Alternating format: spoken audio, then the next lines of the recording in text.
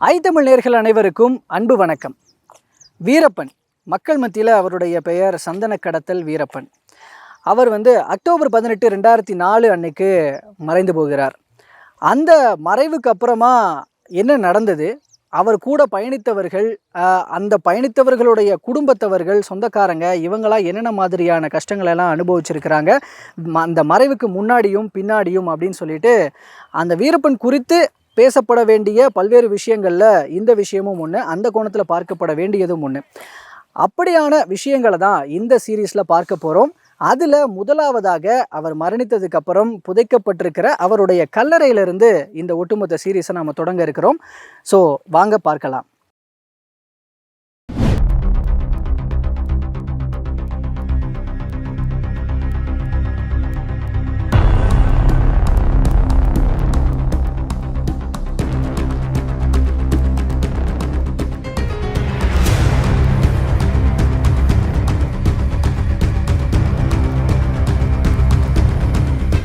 அனைவருமே புதைக்கப்பட்டது குல வழக்கம். இவரை மட்டும் எப்படி எரிக்க விடுவார்கள்? ஏன் எரிப்பதற்கு அவசரப்பட்டார்கள்? எலும்பு கூடுகளை எடுத்து பரிசோதனைக்கு உட்படுத்தி விட்டால் நாம் மாட்டிக்கொள்ளுவோம் ஒரு நிலைப்பாட்டிற்கு அன்றைக்கு இருந்த விஜயகுமார் போன்ற பொறுக்கிகள் செய்த முடிவாள். டிஎஃப்ஓ சீனிவாசன் தொடர்ந்து துரோகம் இழைத்த காரணத்தால் தான் வரவழைக்கப்பட்டு அலங்காட்டு பகுதியில் நிற்க வைத்து சுட்டு இறந்த பிணத்தை கூட மல்லாக்க போட்டு கழுத்தை அறுத்து தலையை மட்டும் எடுத்துக்கொண்டு சென்றார்கள். அவர் உறங்குகிற இடத்தில் அவருடைய உடல்கள் இருக்கிறதா என்பதே சந்தேகமாக இருக்கிறது. ஏனென்றால் இந்த அதிரடிப்படை அட்டூழியப்படை சாதாரண படை அல்ல. விதைத்த ஓரிரு மாதங்களில் எலும்பு கூடுகளை எடுத்து கொண்டே காவிரி ஆற்றில் உடையவர்கள் அள்ளி தூக்கி வீசக்கூடிய அதிகார போக்குடையவர்கள் தான் இந்த அதிரடிப்படையிலே பணி செய்தவர்கள். ஆகையால் எங்களுக்கே இன்னும் எனக்கு ஒரு சந்தேகம் இருக்கிறது. குழி பொறிச்சிருக்கிறாங்க ஒரு இடத்துல மட்டும், அது எதற்காக? ஒரு ஆண்டிற்கு கிட்டத்தட்ட குறைந்தது லட்சத்திற்கு மேற்பட்டவர்கள் இந்த கல்லறையை தொட்டு வணங்குகிறார்கள். அந்த மண்ணை சிறிதளவேனும் நாம் அள்ளி கொண்டு போய் நமது வீட்டில் கட்டி வைத்து விட்டால் நாம் பிறக்கப் போகிற குழந்தை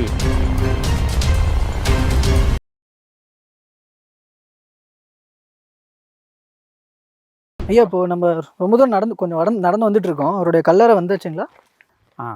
உலகமெல்லாம் பரவி இருக்கிற உலகத் தமிழர்கள் இன்றைக்கும் ஒரு மாபெரும் மாவீரனை கொண்டாடி கொண்டிருக்கிறது என்றால் மேற்கு தொடர்ச்சி மலை காடுகளை மட்டுமல்ல, இரு மாநிலங்களுக்கும் சிம்ம சொப்பனமாக விளங்கிய பெருமதிப்பிற்குரிய வீரப்பனார் அவர்கள் இங்கே தான் உறங்குகிறார்.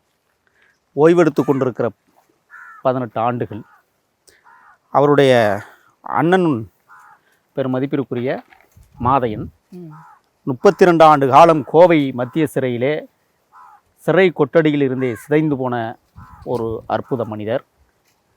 அவருக்கு அடுத்தாற் போல பார்த்தோமேயானால் நாம் இன்றைக்கும் வணங்கக்கூடிய பெருமதிப்பிற்குரிய பெருமகனார் வீரப்பனாருடைய உறங்குகிற இடமாக நாம் போற்றி கொண்டிருக்கிறோம். ஆமாம், இதுதான் அவருடைய உறங்குகிற இடம். அதற்கு அடுத்தாற் போல் பார்த்தோமேயானால் மரியாதைக்குரிய மாதையன் அவர்களுடைய ஒரே புதல்வன் வழக்கறிஞர் மணி அவர்கள் அவருடைய அந்த துயிலும் இடம் இது.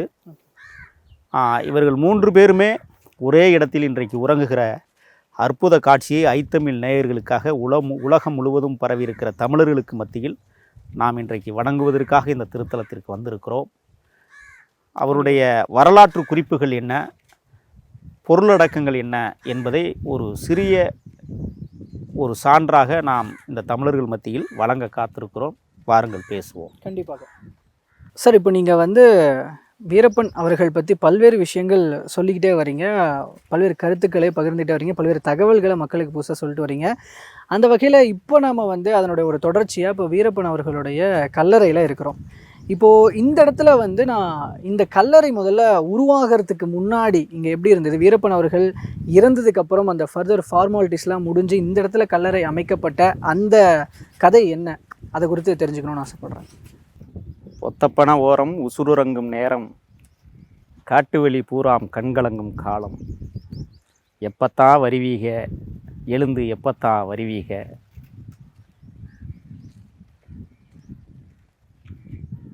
ஓடியாடி அலைஞ்ச பாதம் ஓய்ந்த இடம் இந்த இடம் என்று ஒரு மிகப்பெரிய வரிகளுக்கு சொந்தக்காரர் பெருமதிப்பிற்குரிய வீரப்பனார் அவர்கள். 1938 ஆண்டு காவிரி நீரை தேக்கி அணை கட்டுவதற்காக முயன்று ஒரு மிகப்பெரிய அணையை கட்டுகிறார்கள், மேட்டூர் அணையை. 34 கிராமங்களுக்கு மேற்பட்ட ஊர்கள் இன்றும் காவிரி நீர்பிடிப்பு பகுதிகளில் புதையுண்டு போய் கிடக்கிறது. மிகப்பெரிய தேவாலயங்களும் சிவன் திருத்தலமான ஜலகண்டீஸ்வரரும் இன்னும் தண்ணிக்குள் தான் மூழ்கியிருக்கிறார்கள். பல்வேறு கிராமங்கள் இந்த அணை கட்டப்படுகிற போது அப்புறப்படுத்தப்பட்ட மக்கள் பல்லாயிரக்கணக்கானோர். பக்கத்தில் இருக்கிற கருங்குளூர் ஆகட்டும், காவேரிபுரமாக இருக்கட்டும், கோட்டையூராக இருக்கட்டும், கோயந்தப்பாடியாக இருக்கட்டும், மூலக்காடு இதுவாக இருக்கட்டும், அல்லது பல்வேறு வகையான ஊர்கள், ஏன் குறிப்பாக சேத்துக்குழியும் கூட இந்த சேறுகளில் இன்றும் சிதைந்து போய் கிடக்கிற கிராமங்கள். அப்படி அப்புறப்படுத்தப்பட்ட அந்த மக்கள் வெளியேற்றப்படுகிற போது இடம்பெயர்ந்து போனவர்கள்தான் வீரப்பனாருடைய மூதாதையர்கள். கோபிநத்தம் செங்கப்பாடி என்கிற காவிரிக்கரையின் மேற்கு பகுதியில் அமைந்திருக்கிற ஒரு அழகான கிராமத்தை உருவாக்கி அங்கே அமர்கிறார்கள். அப்படி இடம்பெயர்ந்து போனவர்களுடைய குடும்பங்களில் பெரும் மதிப்பிற்குரிய வீரப்பனார் குடும்பமும் பெரும் மதிப்பிற்குரிய தளபதியாராக இருந்த சேத்துக்குழியார் குடும்பமும் அடங்கும். அவர்கள் இருவருமே கோபிநத்தம் செங்கப்பாடியில்தான் வசித்து வந்தார்கள். சந்தர்ப்ப சூழ்நிலையால் காடுகளில் வாழ்வை தொலைத்துவிட்டு வயிற்று பிழைப்பிற்காக வேட்டையாடுகிற சூழலில்தான் எதிரிகள் அவரை அந்த ஊரை விட்டே ஏதிலிகளாக ஆக்கக்கூடிய சூழல் உருவானது. தனது 17 வயதில் பரமசிவம் என்கிற ஒரு நபரை தற்செயலாக தப்பிப்பதற்கு வேறு வழியே இல்லாமல் சுட அவன் முற்படுகிற போது கருப்பண்ணன் என்கிறவரிடம் கைத்துப்பாக்கி வாங்கி இவர் சுட்டார். அதுதான் அவருக்கான முதல் கொலையாக விழுந்தது. அதற்கு பிறகு பார்த்தோமேயானால் பங்காளிகள் பகை, பக்கத்து ஊர் பங்காளிகள் பகை என்று அது விரிவாக்கமானது. மான்வேட்டைகளில் தொடங்கி தன் வாழ்வியல் பயணத்தை தொடங்கிய பெரும் மதிப்பிற்குரிய வீரப்பனார் கருங்குளூரைச் சேர்ந்த பெரும் மதிப்பிற்குரிய ஐயா சேவி அவர்களுடைய பின்புலத்தில் அந்த சேவிதான் அவருக்கு குருநாதராக கடைசி வரை இருந்தார். அவரின் மூலமாகத்தான் 6000 சதுர கிலோமீட்டர் காடுகளில் திரிகிற யானைகளை வேட்டையாடுகிற ஒரு தன்மையை கற்றுக் கொடுத்தார். அப்பொழுதெல்லாம் இந்திய அரசியலமைப்பு சட்டத்தில் யானைகளை வேட்டையாடுவதோ விலங்குகளை வேட்டையாடுவதோ என்பதோ தீவிரமாக்கப்படாத காலகட்டம். அப்படியே அந்த காலகட்டத்தில் யானைகளை வேட்டையாடி தந்தங்களை விற்று அதிலே பிழைப்பு நடத்திய சூழல் உருவாகிற போதுதான் வனத்துறைக்கும் வீரப்பனாருக்கும் ஒரு யுத்தம் தொடங்குகிறது. அந்த யுத்தம் நாளடைவில் பெரிய பகையாக மூழ்கிறது. பெங்களூரில் சார்க் மாநாடு 1987-88களில் தொடர்ந்த காலகட்டங்களில் பெரும் மதிப்பிற்குரிய வீரப்பனார் அவர்கள் தந்தத்தை எடுத்துக்கொண்டு போய் விற்பதற்காக சென்ற நேரத்தில் பவானி ராஜாமணி மூலமாக காட்டி கொடுக்கப்பட்டு பெரும் மதிப்பிற்குரிய வீரப்பனார் அவர்களை காவல்துறை கைது செய்கிறது. பெங்களூர் நகரத்திற்கு இருக்கிற ஒரு மிகப்பெரிய உணவகத்தில் உணவு எடுக்கிறதுக்காக சென்றபோது அவரை காவல்துறை சுற்றி வளைத்து மடக்கி கைது செய்கிற அவலச்சூழல் உருவாகிறது. எந்த வருடம்? 1986-87களில். அதற்கு பிறகு சார்க் மாநாடு இந்திய இலங்கை கூட்டு ஒப்பந்த பேச்சுவார்த்தை அங்கே நடைபெறுகிற போது கைது செய்யப்பட்ட வீரப்பனாரை வனத்துறையிடம் ஒப்படைப்பதுதான் சரியானது என்று முடிவெடுத்த காவல்துறை உடனடியாக மைசூர் மாவட்டத்தினுடைய அன்றைக்கு வனத்துறை அதிகாரியாக இருந்த TFO சீனிவாசன் அவரிடத்திலே அவரை ஒப்படைக்கிறார்கள். அவரை பெங்களூர் நகரத்தில் இருக்கிற ஸ்ரீநகரிலே வைத்து விசாரணை செய்யப்படுகிறார். 3 நாட்களாக. 4வது நாட்களாக அவர் அங்கிருந்து வனத்துறையிடம் ஒப்படைக்கப்பட்டதற்கு பிறகு கர்நாடக மாநிலம் பூதிப்படுகா என்கிற இடத்திலே கொண்டு வந்து அடைத்து வைத்தார்கள். அங்கே சொல்லனா சித்திரவதைகளை பெரும் மதிப்பிற்குரிய வீரப்பனார் அவர்கள் அனுபவித்தார்கள். அப்பொழுது எடுக்கப்பட்ட ஒரே ஒரு புகைப்படம்தான் உலகம் முழுவதும் இவர்தான் வீரப்பன் என்று பறைசாற்றியது. ஒரு திருகிய மீசையோடு வெள்ளை நிற ஜிப்பா போட்டு ஒரு வெள்ளை நிற வண்ணப்படமாக இல்லாமல் கருப்பு வெள்ளை படமாக அன்றைக்கு காட்சியளித்தார். அதாங்க, இப்போது அவருடைய அந்த காலங்கள் இப்படி இருக்கும் பொழுது இப்போது நீங்கள் சொல்கிற அந்த விஷயத்துக்கும் இந்த சமாதிக்கும் என்ன தொடர்புன்னு சொல்கிறீங்க? நான் சமாதிக்கு வரணும்னு கேட்குறேன். தொடர்புக்காகத்தான் இப்பொழுது நான் வருகிறேன். இப்படி அவர் செங்கப்பாடியில் கால் பதித்து வனத்திற்குள் வேட்டையாட போய் தன் வாழ்வியலை மாற்றிக்கொண்ட வீரப்பனார் அவர்களுக்கும் காவல்துறைக்கும் வனத்துறைக்கும் ஒரு யுத்தம் பெரிதாக நடைபெற்றது. நாம் அறிவோம். கிட்டத்தட்ட 36 ஆண்டு காலம் மேற்கு தொடர்ச்சி மலைகளில் கால்படாத இடங்களே இல்லை என்கிற மகத்துவத்தை பெற்ற மாபெரும் புரட்சியாளர் வீரப்பனார் அவர்கள். ஆனால் 1998களில் என் போன்றவர்களுடைய உறவு கிடைத்ததற்கு பிறகு, அதற்கு முன்னால் 1991களில் காவிரி நதிநீர் கலவரத்துக்கு அன்றைக்கு வேட்டையாடப்பட்ட தமிழர்களுக்கு பக்கபலமாக நின்ற வீரப்பனார் அவர்கள் ராமபுரா காவல் நிலையத்தை தாக்கி அங்கு அக்கிரமம் செய்த 6 காவலர்களை சுட்டு வீழ்த்தினார்கள். தமிழ் தேசிய அரசியலை அன்று தொடங்குகிறார். 98களில் என் போன்றவர்களை இணைத்து கொண்டு அவர் தீவிரமாக தமிழ் தேசியத்தை களமாடினார். 2004 அக்டோபர் 18ஆம் தேதி மிகப்பெரிய கூத்தை, மிகப்பெரிய நாடகத்தை அன்றைக்கு ஐஜியாக அறிவிக்கப்பட்ட அல்லது அன்றைக்கு அதிரடிப்படையினுடைய தலைவராக அறிவிக்கப்பட்ட புலுகர் விஜயகுமார் அவர்கள் தான் சுட்டு வீழ்த்தி விட்டதாக உலகத்திற்கு அறிவித்தார்கள். ஆனால் நான் இன்றும் சொல்லுகிறேன், மதிப்பிற்குரிய பெருமகனாருடைய காலடியில் நின்று நான் பேசுகிறேன். அக்டோபர் 17 காலையிலேயே அவர் சுற்றி வளைக்கப்பட்டிருக்கிறார். அக்டோபர் 17 இரவு அவர் மரணமடைந்து விட்டதாக ஒரு செய்தி. இல்லை, அவர் மரணம் அடைஞ்சதில் இந்த மாதிரி பல்வேறு விஷயங்கள், இப்போ நீங்கள் சொல்கிற ஒரு தகவல் இருக்குது, அவங்க பக்கம் சொல்கிற தகவல்கள் இருக்குது. அது குறித்து நம்ம ஒரு சில விஷயங்கள் பேசியிருக்கோம். அது பேசுகிறதுனாலும் அது தனிப்பட்ட முறையில் பேசலான்ற போது, அந்த மரணம்ன்றது நிகழ்ந்ததுக்கு அப்புறம் அவர் இங்கே கொண்டு வரப்பட்ட அந்த ப்ராசஸ் எப்படி நடந்தது? மதிப்பிற்குரிய வீரப்பனார் தருமபுரி மருத்துவமனையிலே உடல் பிரேத பரிசோதனை செய்யப்பட்டதற்கு பிறகு காவல்துறை உறவினர்களிடம் ஒப்படைப்பது தான் அவருடைய வேலை. ஆனால் திட்டமிட்டு காவல்துறை என்ன செய்தது என்றால், 4 பேரை சுட்டு வீழ்த்தியதாக பொய்யாக சொன்ன அந்த காவல்துறை அதிரடிப்படை அல்லது அதிரடிப்படையினுடைய தலைவர் விஜயகுமார் ஒவ்வொரு அந்த சடலங்களையும் அவருடைய உறவினர்களிடம் ஒப்படைக்கிற நிகழ்ச்சி நடைபெறுகிறது. அவருடைய வேலை முடிந்து விட்டது. ஆனால் அவர்கள் என்ன செய்தார்கள் என்றால், நாம் நின்று கொண்டிருக்கிற இந்த இடத்தை சுற்றிலும் கிட்டத்தட்ட ஒரு 1000 காவலர்களை நிற்க வைத்திருக்கிறார்கள். எரிப்பதா புதைப்பதா என்பதை தீர்மானிக்கக்கூடிய இடத்தில் அந்த குடும்பம்தான் முடிவு செய்ய வேண்டுமே ஒழிய விஜயகுமார் என்கிறவர்களெல்லாம் எப்படி முடிவு செய்ய முடியும்? அப்போ இது ஒரு பெரிய பிரச்சனை ஒன்று போயிருக்கு. புதைக்கிறதா எரிக்கிறதா அப்படின்னு சொல்லி என்ன நடந்திருக்குன்னு சொன்னால், புதைத்து விட்டால் மீண்டும் அந்த எலும்பு கூடுகளை எடுத்து இவர்கள் பரிசோதனைக்கு உட்படுத்தப்படுவார்கள். எப்படி சிசிலியிலே பிறந்து அர்ஜென்டினாவிலே வளர்ந்து கியூபாவிலே போராடி பொலிவிய காடுகளில் மாண்டு போன மகத்தான போர் மறவர் எர்னஸ்டோ சேகுவேராவினுடைய உடலை அமெரிக்க சிஎன்ஏ நிறுவனம் பொலிவிய காடுகளில் புதைத்ததற்கு பிறகு 1962களில் அந்த அற்புத உடல் எலும்புக்கூடுகளாக கண்டெடுக்கப்பட்டதற்கு பிறகு உலகத்தில் 2ஆம் இயேசுநாதர் உயிரெழுந்தார் என்று கியூப அரசு உலகத்திற்கு அறிவித்ததைப் போல இவர்களும் அறிவித்து விடுவார்கள் என்று கருதிய காரணத்தால், அல்லது மறுபிரேத பரிசோதனை எலும்புகளை வைத்தே ஆய்வு செய்யலாம் என்கிற ஒரு சூழல் உருவானால் நாம் மாட்டிக்கொள்ளுவோம் என்கிற ஒரு நிர்பந்தத்தில் இவர்களை எரிப்பதற்கே திட்டம் தீட்டினார்கள். கிட்டத்தட்ட இந்த இடங்களில் பார்த்தோமேனால் கிட்டத்தட்ட ஒரு 10க்கு மேற்பட்ட லாரி டயர்களை கொண்டு வந்து காவல்துறை போட்டிருக்கிறது. விறகுகள் அடுக்கி வைக்கப்பட்டிருக்கிறது. எப்படியாவது எரித்து நிர்மூலமாக்கப்பட வேண்டும் என்று இவர்கள் முடிவெடுத்து விட்டார்கள். ஆனால் அப்போ எரிக்கக்கூடாதுங்கிறதுக்கு எந்த அளவுக்கு எதிர்ப்பு இருந்தது? இவருடைய குல வழக்கப்படி பக்கத்திலே இருக்கிற கல்லறை வீரப்பனாருடைய அண்ணன் மாதையனுடைய மகன் மணி, அவரையும் இங்குதான் புதைத்திருக்கிறார்கள். அவருடைய உற்றார் உறவினர்கள் அனைவரும் புதைக்கப்பட்டு கல்லறைகளாக காட்சி தருகிறார்கள். வீரப்பனாருடைய கல்லறைக்கு கிழக்கு பக்கத்திலே பெருமதிப்பிற்குரிய அன்னார், நானும் அவர் கூட சிறையில் இருந்திருக்கிறேன், அவர் கூட உறவாடி இருக்கிறேன், அவர் சாப்பிட்ட சோட்டை நானும் தின்றிருக்கிறேன்.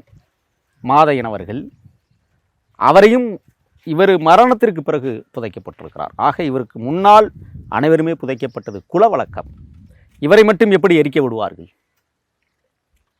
இதில் என்ன சூட்சுமம் காவல்துறைக்கு இருக்கிறது? ஏன் எரிப்பதற்கு அவசரப்பட்டார்கள்? ஏனென்றால் எலும்பு கூடுகளை எடுத்து பரிசோதனைக்கு உட்படுத்தி விட்டால் நாம் மாட்டிக்கொள்ளுவோம் என்கிற ஒரு நிலைப்பாட்டிற்கு அன்றைக்கு இருந்த விஜயகுமார் போன்ற பொறுக்கிகள் செய்த முடிவால் இவ்வாறான ஒரு நடவடிக்கைகளில் எரிப்பதற்கே திட்டம் தீட்டினார்கள். இப்போது அதிகாரம் கையில் இருக்கிறவங்க கண்டிப்பாக எரிச்சே ஆகணுன்ற முடிவில் இருந்தப்போ இங்கே அதற்கும் எதிர்ப்பு இருந்தது. அப்போ எந்த ஒரு பாயிண்டில் சரி ஓகே நீங்கள் புதைச்சிக்கோங்க அப்படின்னு அவங்க ஒத்துக்கிட்டது எந்த பாயிண்டில் நடந்தது? கடுமையான எதிர்ப்புகள்.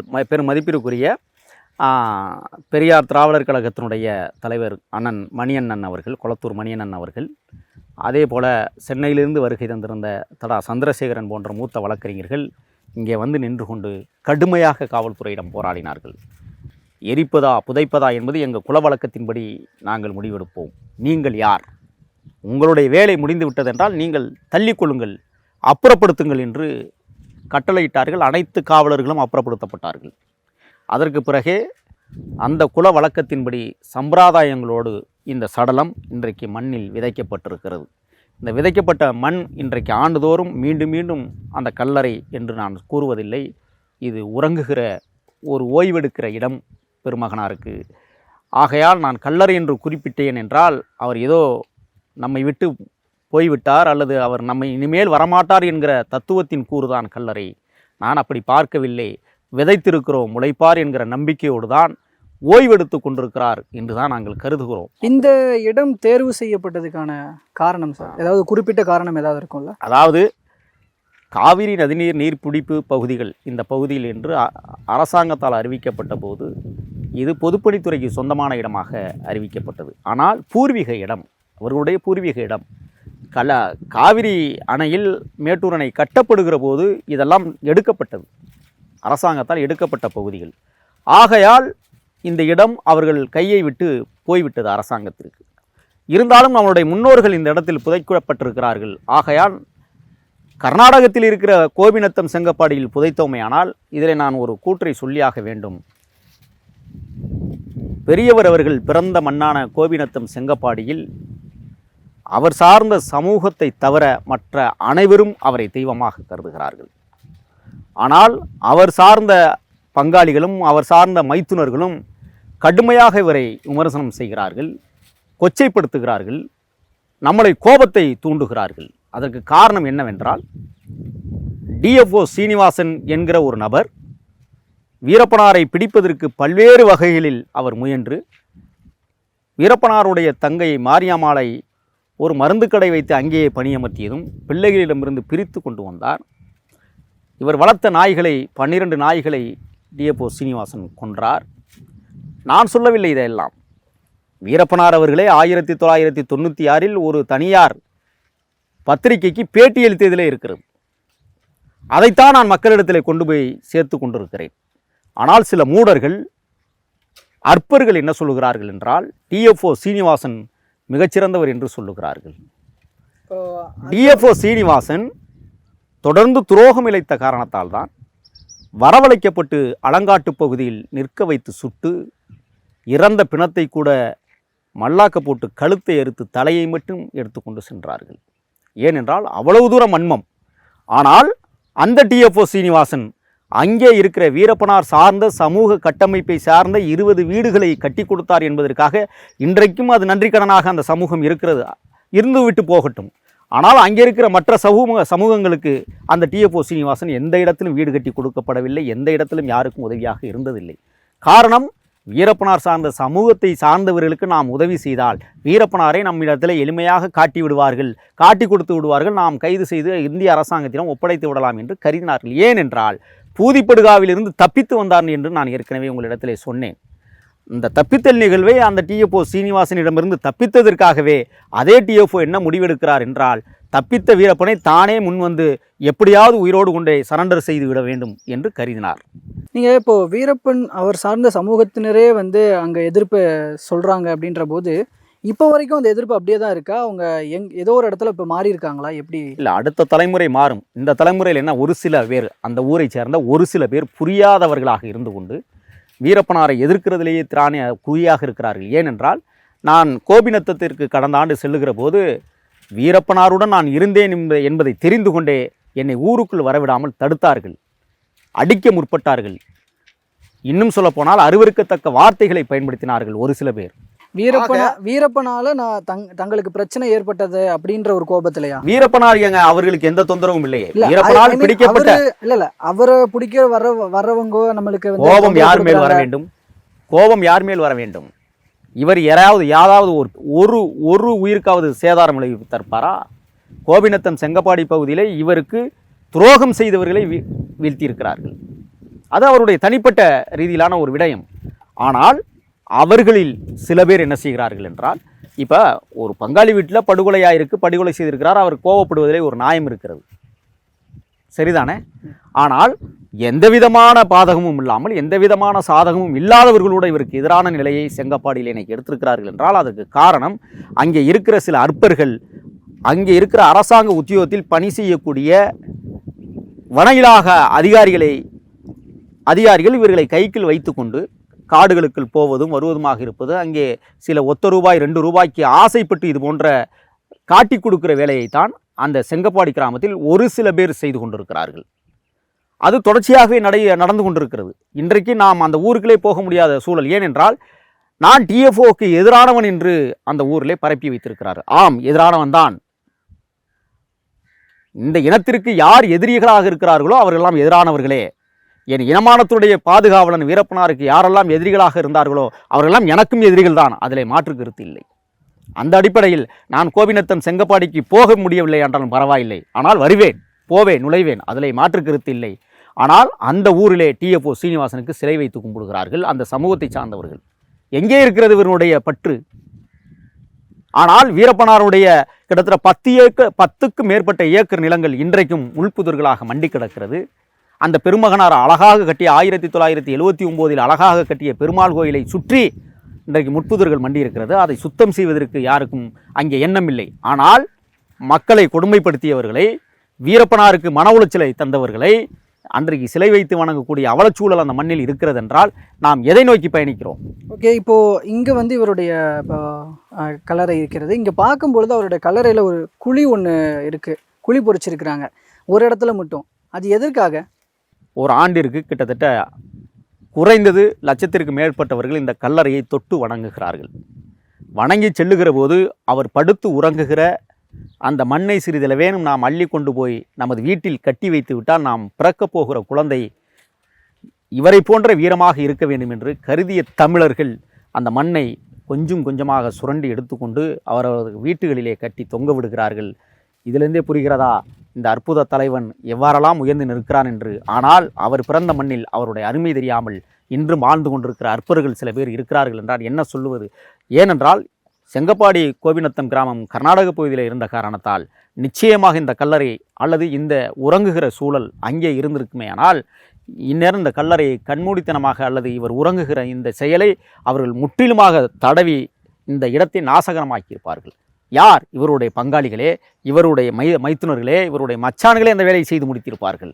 ஆனால் அதே ஊரிலே வாழ்கிற மற்ற சமூகத்தினவர் இவரை கடவுளாக கும்பிடுகிற சூழலைத்தான் என் கண் முன்னால் நான் பார்த்து வந்த காட்சிகள். ஓகேங்க சார், இப்போ அவருடைய மரணம்லாம் நிகழ்ந்து கிட்டத்தட்ட ஒரு 19 வருடங்களை நெருங்க போகிறோம்.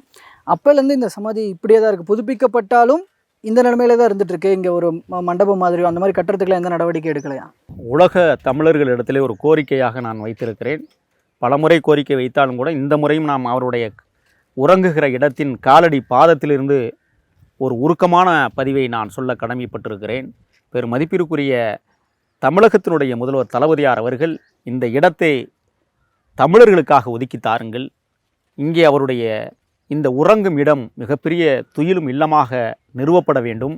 அதோடு மட்டுமல்ல, வருகிற லட்சக்கணக்கானவர்கள் இந்த இடத்துல இளைப்பாறுகிற ஒரு சூழலையும் இந்த அரசு மேற்கொள்ள வேண்டும். ஏனென்றால் அன்றாட வாழ்க்கையில் இன்றைக்கு மனிதர்கள் அவசரமாக ஓடிக்கொண்டிருந்தாலும் ஒரு அற்புத தலைவனை போய் ஒரு முறை தொட்டு வணங்கிவிட்டு வர வேண்டும் என்று உலகத் தமிழர்கள் கருதிய காரணத்தால் தான் நாம் நின்று கொண்டிருக்கிற இந்த சூழலில் கூட கேரள மாநிலத்திலிருந்து வந்து அவரை வணங்கிவிட்டு செல்கிற அற்புத காட்சியை நாம் கண்முன்னால் பார்த்தோம். ஆக தமிழர்களுக்கு மத்தியில் மட்டுமல்ல, உலகம் கடந்தும் ஒரு ஒப்பற்ற தலைவன் இந்த இடத்திலே உறங்கி கொண்டிருக்கிறார் என்றால் அவருடைய உறங்குவதற்கான நிழலாக ஒரு பெரிய மணிமண்டபத்தை கட்டுவதற்கு நாங்கள் தயாராகி கொண்டிருக்கிறோம். இந்த அரசு இந்த இடத்தை எங்களுக்கு ஒதுக்கித்தர வேண்டும் என்று இந்த அரசாங்கத்தை நாங்கள் மன்றாடி கேட்டுக்கொள்கிறோம். கண்டிப்பாக. இப்போ வரும்போது இங்கே ஒரு ரோட் போடுற ப்ராசஸ்லாம் நடந்துக்கிட்டு இருக்கு. அது எல்லாமே இந்த இடத்த மேம்படுத்தணும் அப்படிங்கிறதுக்காக நடத்தப்படுற பணிகளோட ஒரு பகுதியாக எடுத்துக்கலாமா? இந்த மூலக்காடு ஊராட்சி மன்ற தலைவரை நாங்கள் வாழ்த்துகிறோம், பாராட்டுகிறோம். உலக தமிழர்கள் உங்களுக்கு நன்றி சொல்ல கடமைப்பட்டிருக்கிறோம். இவருடைய கல்லறைக்கு வருகிற போது, கடந்த முறை நான் வருகிற போது காவிரியார் நிறைய நீர்கள் நிரம்பியிருந்ததால் இடுப்பளவு தண்ணிக்குள் இறங்கி வந்துதான் அன்னாரை நாங்கள் பார்க்க வேண்டிய சூழல் ஏற்பட்டது. இது போன்ற பல்லாயிரக்கணக்கான மக்கள் தண்ணிக்கிலே இறங்கி வந்து இவருடைய உரங்கல் நிகழ்ச்சிகளை பார்த்து உருகுகிற காட்சியை பார்க்க முடிகிறது என்ற காரணத்தினால்தான் தற்பொழுது உள்ளூரில் இருக்கிற ஊராட்சி மன்ற தலைவர் அவர்கள் இந்த கல்லறைக்கென்று தனிப்பாதையை உருவாக்க வேண்டும், வருகிறவர்கள் வசதியாக வந்து போக வேண்டும் என்று அவர்கள் எண்ணிய காரணத்தால் இப்பொழுது புதுச்சாலையை உருவாக்கி கொண்டிருக்கிறார்கள். இன்னொன்றையும் நான் சொல்ல கடமைப்பட்டிருக்கிறேன். புதுச்சாலை உருவாக்கியதோடு மட்டும் அல்லாமல் இந்த ஊராட்சி நிர்வாகம் இவருக்கான பாதுகாப்பு விடயங்களையும் இந்த ஊராட்சி நிர்வாகம் சுற்றுச்சுவரை எழுப்பி தருவதற்கு இந்த ஊராட்சி மன்ற தலைவர் நிச்சயமாக உதவி செய்வார் என்கிற நம்பிக்கை. அப்படின்னா இப்போ பாதுகாப்பு அச்சுறுத்தல் இருக்கா இந்த இடத்துக்கு? ஆமாம், இப்போ நான் நின்று கொண்டு பேசி கொண்டிருக்கிற போதே அவருடைய உறங்குகிற காலடி பக்கத்தில் நின்று பேசுகிறோம். ஆனால் உள்ளே அவர் உறங்குகிற இடத்தில் அவருடைய உடல்கள் இருக்கிறதா என்பதே சந்தேகமாக இருக்கிறது. ஏனென்றால் இந்த அதிரடிப்படை அட்டூழியப்படை சாதாரண படை அல்ல. இவருடைய எலும்பு கூடுகளை எடுத்து பரிசோதனைக்கு முற்படுவார்கள் என்று கருதி கூட பிதைத்த ஓரிரு மாதங்களில் வந்து எலும்பு கூடுகளை எடுத்து கொண்டே காவிரி ஆற்றில் கூட இவர்கள் அள்ளி தூக்கி வீசக்கூடிய அதிகாரப்போக்குடையவர்கள் தான் இந்த அதிரடிப்படையிலே பணி செய்தவர்கள். ஆகையால் எங்களுக்கே இன்னும் எனக்கு ஒரு சந்தேகம் இருக்கிறது. உள்ளே அன்னார் உறங்குகிற இடத்தில் அவருடைய உடல் பாதங்கள் இருக்கிறதா என்பதை ஒரு முறை பார்க்க வேண்டும். ஏனென்றால் இவர்கள் திருட்டு வேலைகளை செய்வார்கள், முன்னமாரிகள், முடிச்சவிக்கிகள் அவர்கள். அப்போது உங்களுக்குள்ள மனசுக்குள்ள ஒரு ஓரத்தில் நம்ம வந்து அவர் புதைச்ச இடத்த தான் வணங்கிட்டு இருக்கோமா இல்லை சும்மா ஒரு இடத்த வணங்கிட்டு இருக்கிறோமான்னு ஒரு சந்தேகம் இருந்துகிட்டே தான் இருக்கு. அப்படி இல்லை, அதாவது அவர் இல்லாததை சொல்கிறேன். ஆமாம், அந்த இடத்தில் அவரை நாம் உறங்க வைத்திருக்கிறோம். அந்த நம்பிக்கையில் வந்து அவருடைய காலடி பாதங்களில் நின்று கொண்டு கண்ணீரோடு நாம் பேசுகிறோம். ஆனால் உள்ளே அவருடைய உடல் பாகங்கள் இருக்கிறதா என்பதை நாம் ஆய்வுக்கு உட்படுத்தப்பட வேண்டும். ஏனென்றால் நான் ஏற்கனவே சொன்னதைப் போல இவர்கள் அதிரடிப்படை என்கிற அட்டூழியப்படை அதிகார வர்க்கம் எதை வேண்டுமானாலும் செய்திருக்கலாம் என்கிற சந்தேகம் எமக்கு இருக்கிறது.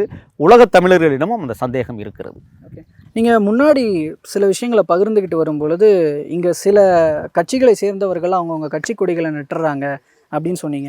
அது வந்து அவருக்கு, ஆனால் அவங்க சொல்கிறது போல் அவங்க சார்ந்த செயல்பாடுகளை ஏதாவது பண்ணியிருக்காங்களா? அவங்க பேரை சொல்கிற மாதிரி அவங்களுக்கு துணை போகிற மாதிரி செயல்பாடுகளை பண்ணியிருக்காரா அப்படின்னா அது கிடையாது. அவர் அதுக்காகவா பாடுபட்டார் அப்படின்னு ஒரு கருத்தை பதிவு பண்ணீங்க, ஒரு வார்த்தையை பதிவு பண்ணீங்க. அப்போ இந்த இடத்துல அவருக்கு வேறு வகையான அடையாளங்கள் சூட்ட முயற்சிக்கிறார்களா?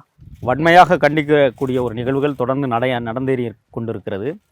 இவருடைய தலைமாட்டிலே கொண்டு வந்து சில சாதிய கட்சிகள் அவர்கள் சார்ந்த கட்சி கொடிகளை ஊன்றிவிட்டு சென்று விடுகிறார்கள். அருவருக்கத்தக்க அற்பர்கள் செய்கிற வேலை. அற்புத மனிதன் உறங்குகிற இடத்தில் யாரும் உரிமை கொண்டாட முடியாது. இது தமிழர்களுக்கான சொத்து, இங்கே சாதியத்திற்கான சொத்து கிடையாது. அவன் ஒரு தேசிய இனமானத்தினுடைய பாதுகாவலர். எந்த இனத்திற்காக தன் இறுதி மூச்சு வரை அவன் காடுகளில் வலம் வந்தாரோ அதுதான் அவருக்கு பொருத்தமாக இருக்குமே ஒழிய அவர் வாழ்நாளில் அவர் வாழ்ந்த காலங்களில் இன்றைக்கு கொடி ஊணுகிற அற்பர்கள் ஒருவேளை தண்ணீர் கொடுத்திருக்க மாட்டார்கள். அவர் உயிரோடு காடுகளில் வலம் வந்தபோது ஒருவேளை சோறு உண்ண கொடுத்திருக்க மாட்டார்கள், விஷத்தை வேண்டுமானாலும் கொடுத்திருக்கலாம்.